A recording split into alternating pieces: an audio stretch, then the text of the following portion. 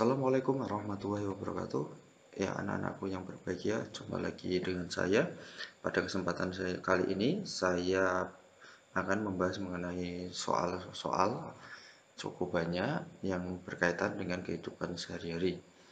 Nah, soal-soal seperti ini itu seringkali ditampilkan dalam bentuk soal cerita atau yang lebih kita bahasa kerennya itu adalah soal yang hot.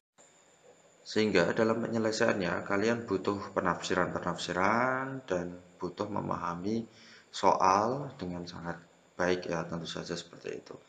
Oke, kita langsung saja ke contoh soal seperti apa pembahasan soal-soal yang kita katakan sebagai aplikasi dalam.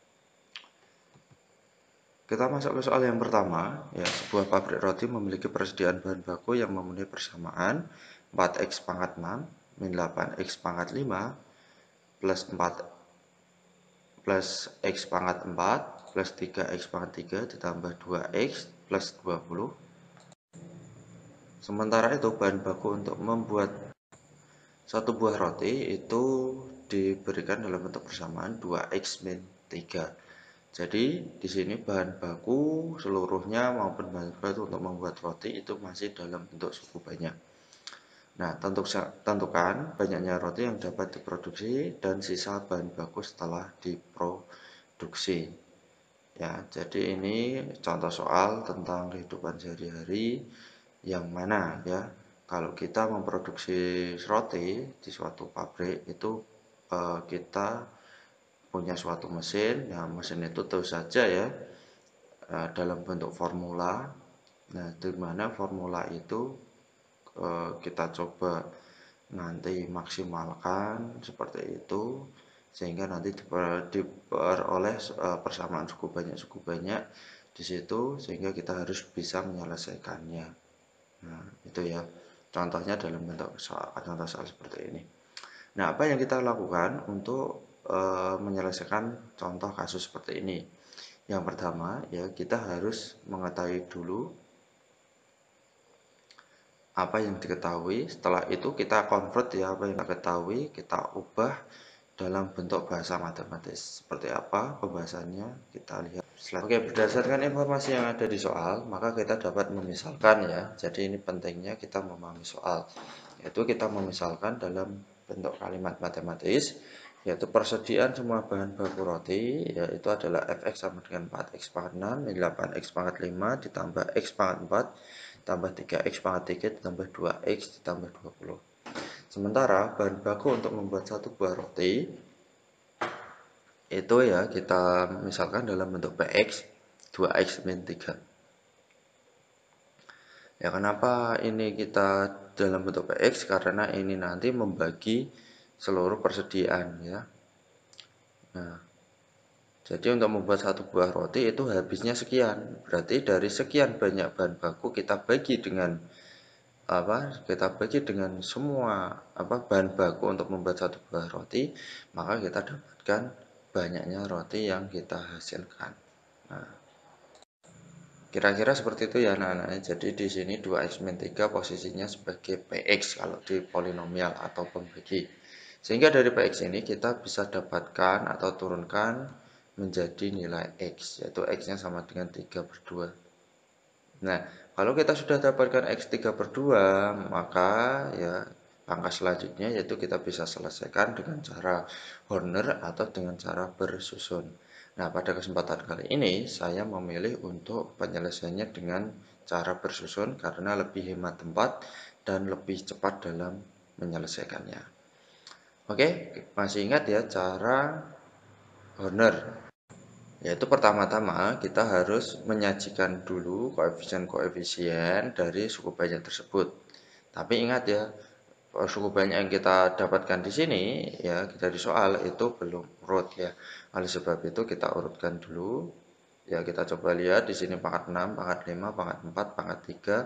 Nah, pangkat 2-nya enggak ada.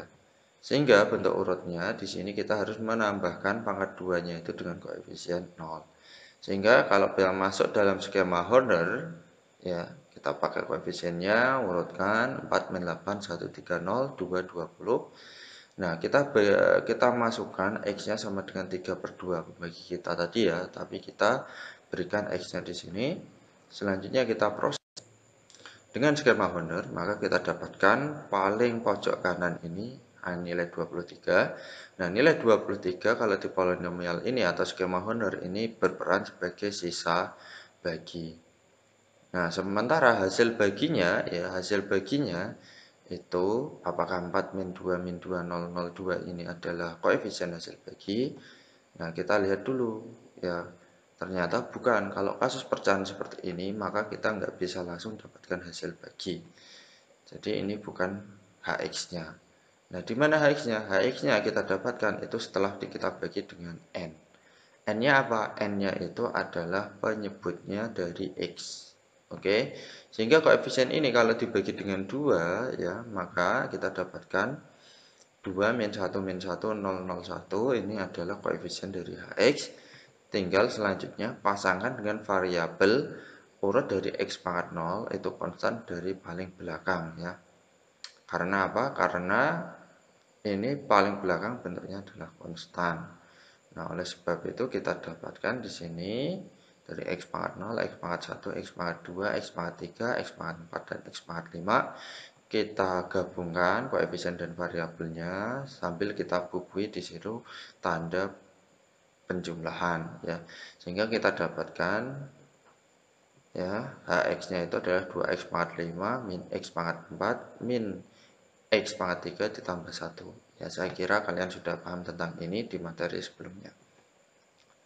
Nah, jadi kesimpulannya, ya banyaknya roti yang dapat dihasilkan dalam fungsi itu, ya itu adalah hasil, ya, yang diproduksi. Ya, yang diproduksi itu berarti hasilnya. Nah, maka dari polinomial ini, operasi polinomial ini, itu banyaknya roti yang diproduksi itu adalah HX atau hasilnya. Sementara sisa bahan baku setelah produksi itu adalah XX-nya, yaitu 23. Oke, kita lanjut ke soal yang kedua. Sebuah perusahaan membuat kemasan dalam bentuk karton yang dapat digunakan untuk mengemas produk buatannya. Kemasan tersebut memiliki panjang, lebar, dan tinggi masih dalam bentuk rumus atau polinomial, yaitu 5x, 2x plus 6, dan 3x plus 9 secara berurutan. Di sini kita menginginkan itu volume kardusnya itu adalah 81.000 cm3.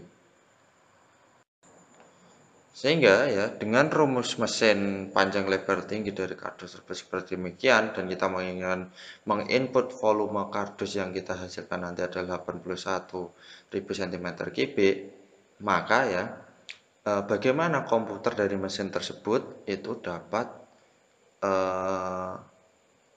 memberikan ukuran sebenarnya dari atau dimensi yang sesungguhnya dari kemasan tersebut ya, kemasan berbentuk kotak tersebut yang menghasilkan volumenya adalah 81.000 cm3.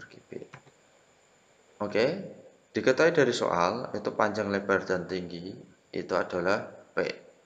Panjang yaitu 5x, L itu 2x plus 6, tinggi itu adalah 3x plus 9, dan volumenya 81.000 cm3. Rumus volume kardus harus kita ingat bahwa volumenya itu adalah panjang kali lebar kali tinggi. Substitusikan sesuai yang diketahui. Volume 81.000 5x kali 2x plus 6 dikali 3x plus 9. Sederhanakan, nah sehingga kita dapatkan bentuknya adalah seperti ini ya. Semua ruas dibagi 30 aja biar mudah ya. Nah, sehingga kita dapatkan bentuk sederhananya 2700 sama dengan X kali X plus 3 dikali X plus 3. Sehingga ya kita jabarkan dalam bentuk perkalian. Kita dapatkan persamaannya adalah 2700 sama dengan X pangkat 3 ditambah 6X pangkat 2 ditambah 9X. Sehingga diperoleh persamaan cukup banyak ya yang sama dengan 0. Di mana sama dengan 0 ini artinya adalah mencari faktor dari persamaan tersebut. Nah, ya kita pindah rumuskan min 2700 ke sebelah kanan itu jadinya min 2700. Ingat ya, kita cari faktornya dengan cara mengeliminasi faktor yang mungkin ya, mengeliminasi faktor yang mungkin saja ya.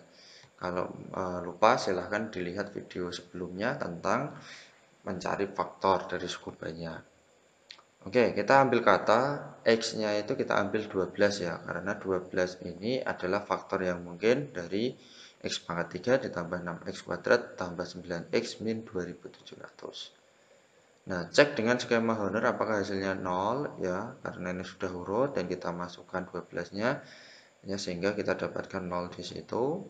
Karena sisanya 0, maka ya faktornya itu adalah salah satunya X min 12 atau akarnya itu adalah X sama dengan 12.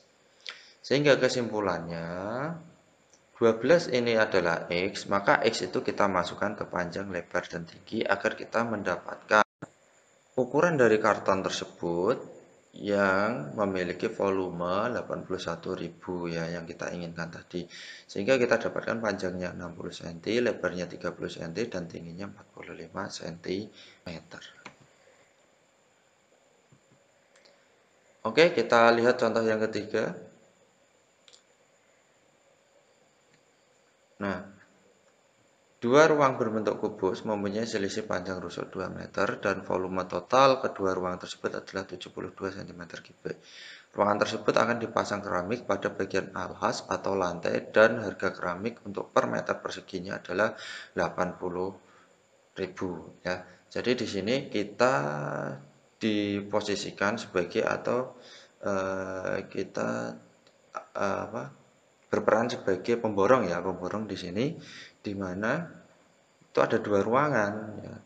Yang diketahui di situ hanya total ruangannya 72 cm3, sementara kita harus memasang keramik dan di situ juga sudah ada harganya. Pertanyaannya, tentukan biaya yang dibutuhkan untuk memasang keramik pada kedua ruangan tersebut. Ya, pembahasannya kita lihat dulu ya. Contohnya seperti ini ya, bangunannya kita bentuk dalam bentuk kubus seperti ini ya. Kubus A itu memiliki kubus yang besar, ya, yang oranye ini itu memiliki ukuran R kali R kali R, ya. Sementara selisih dengan kubus yang kecil itu adalah 2 meter rusuknya, ya, sehingga kita berikan di situ gambaran kubus B atau ruangan B dalam bentuk gambar biru ini. Kita kurangi 2 ya rusuknya, ya. Berarti R-2, R-2 dan R-2. Ya, itu arti dari rusuk kubus B itu selisih 2 meter dari rusuk A. Sehingga rusuk A itu RA sama dengan R, RB itu adalah R-2. Volume gabungan antara A dan B itu adalah 72 meter persegi. Sehingga FA ditambah FB itu sama dengan 72. Kita lihat rumus volume masing-masing dari A dan B, yaitu FA itu adalah R kali R kali R, sementara FB itu adalah R-2 kali R-2 kali R-2. Kita coba jabarkan, sederhanakan ya. Kita dapatkan bentuknya adalah paling sederhana 2R pangkat 3 min 6R pangkat 2 tambah 12R min 80. Masih semuanya bisa disederhanakan, kita bagi dengan 2. Maka kita dapatkan bentuk R pangkat 3 min 3R pangkat 2 tambah 6R dikurangi 40. Oke, karena sama dengan 0 kembali, kita cari faktornya atau akarnya nanti. Kita dapatkan R yang mungkin seperti ini ya, 1, 2, 4, 5, 8, 10, 20, 40. Misal kita ambil R yang cocok, yang pas, itu adalah 4. Jadi kita harus pintar-pintar nih ya, mengambil R dari R yang mungkin. Nah, kita coba substitusikan ya dengan skema utama Horner aja lah ya, yang mudah. R4 ini atau X-nya 4 ini kita dapatkan ternyata sisanya 0. Oleh sebab itu, karena sisanya 0, maka akarnya adalah 4 dan faktornya adalah R-4. Nah, sehingga biaya untuk memasang keramik dalam ruangan A, ya kita tinggal aja 4 ini, ya karena luas, ya karena keramik itu berupa luasan, maka kita cari luasnya. R kali R, R-nya 4, berarti 4 kali 4, 16 ya. Biaya keramiknya tinggal kita kalikan dengan per meter perseginya yaitu 80.000. Sehingga 16 kali 80.000 itu adalah 1.280.000. Itu untuk ruangan A yang besar. Untuk ruangan B, maka kita substitusikan R-nya ini ke R-2 kali R-2 ya, itu luas, rumus luas dari ruangan B. Sehingga kita dapatkan ukuran luasnya dari ruang B itu adalah 4 meter persegi dengan memasukkan R sama dengan 4. Nah, sehingga biaya keramik B itu adalah 4 kali 80.000, sehingga kita dapatkan biayanya itu adalah 320.000, sehingga total biaya untuk memasang keramik itu adalah 1.600.000. Jadi itu ya manfaat dari polinomial dalam kehidupan sehari-hari. Jadi kita inginnya apa, kita buat rumus, kita selesaikan dengan prinsip-prinsip order atau polinomial. Nah, bonus masih ada soal di sini, yaitu sebuah perusahaan sepatu mempunyai persediaan bahan baku kulit yang memenuhi persamaan fx sama dengan x pangkat 3 min 4x pangkat 2 tambah 5x, di mana x dalam meter.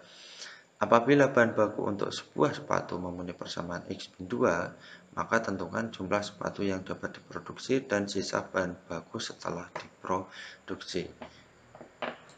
Nah, ini mirip-mirip dengan soal yang pertama kita tadi. Oke, kita langsung. Persediaan bahan baku kita misalkan dalam bentuk fungsi polinom utama x pangkat 3 min 4x kuadrat plus 5.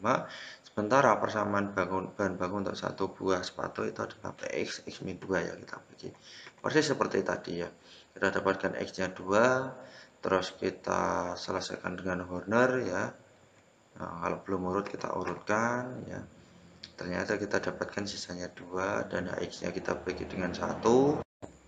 Hingga kita dapatkan hx-nya itu adalah x pangkat 2 min 2x plus 1 ya.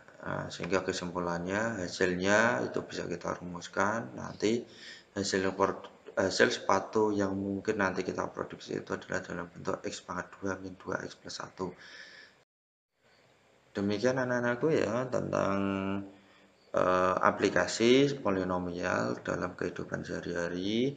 Yang pasti kita bisa selesaikan kalau kita memahami materi kita yang pertama, yang kedua memahami soalnya, yang ketiga kita bisa bawa ke dalam bentuk matematikanya. Terima kasih sudah melihat pembahasan saya. Jangan lupa kasih komen di bawah video ini ya, di kolom komentar. Selamat belajar. Assalamualaikum warahmatullahi wabarakatuh.